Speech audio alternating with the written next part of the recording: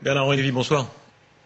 Bonsoir. Vous signez chez Grasset un livre qui fait événement, ce grand cadavre à la renverse. Vous évoquez déjà à ce sujet Ronnie Broman, qui déjà vous accusait en gros d'en faire trop sur le Darfour. Qu'est-ce que vous lui répondez?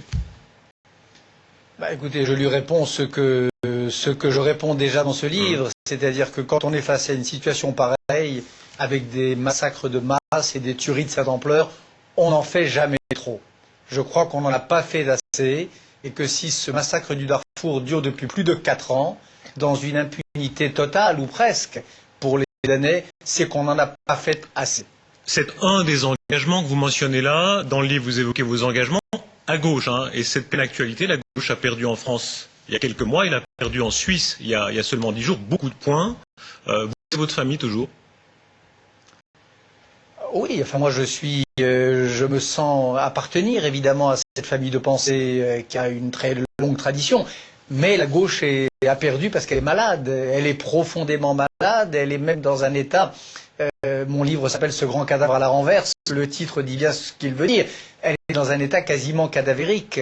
Donc je crois qu'en effet, une urgence démocratique pour vous les Suisses, pour nous les Français, c'est de faire en sorte que cette gauche, que ce cadavre ressuscite, c'est-à-dire qu'il se libère de ses vieux démons, sa haine du marché, sa haine du libéralisme, sa peur de l'Europe, et puis d'autres tentations totalitaires encore plus obscures et qui lui donnent un aspect encore plus sépulcral.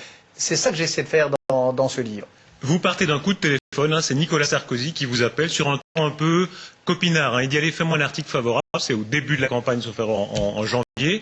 Ce qui frappe dans la droite qui gagne, c'est aussi son style, ce style un peu grossier. Je ne veux pas rapporter les mots que vous mettez dans sa bouche, mais ils sont très décomplexés.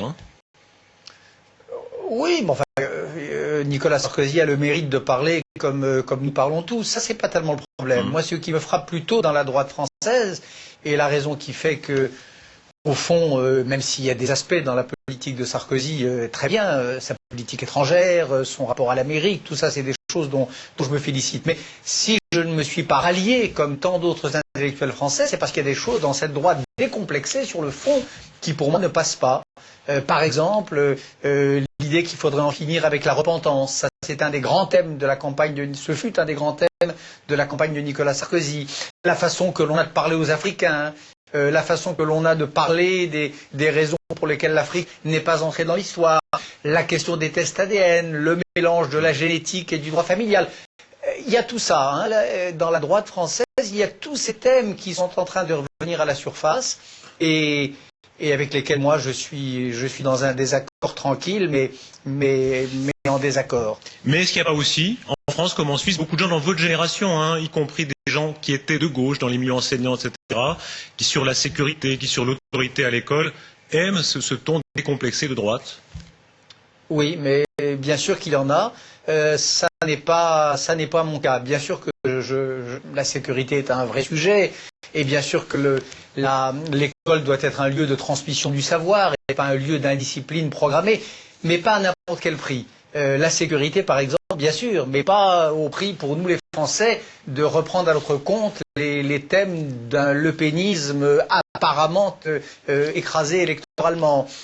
L'autorité à l'école, la transmission des savoirs, bien sûr, mais pas au risque de revenir à ce qui était en cours avant les 68, c'est-à-dire cette autorité bête, cette soumission absurde et mécanique et pavlovienne qui était trop souvent le fait des enfants ou des adolescents. Donc la transmission, oui, l'autoritarisme, non. Et moi, je reste fidèle à l'anti-autoritarisme et à l'esprit libertaire qui fut celui de ma génération dans sa jeunesse. Bernard-Henri Lévy, merci. On vous lira, ce grand cadavre à la renverse chez Grasset. Merci beaucoup.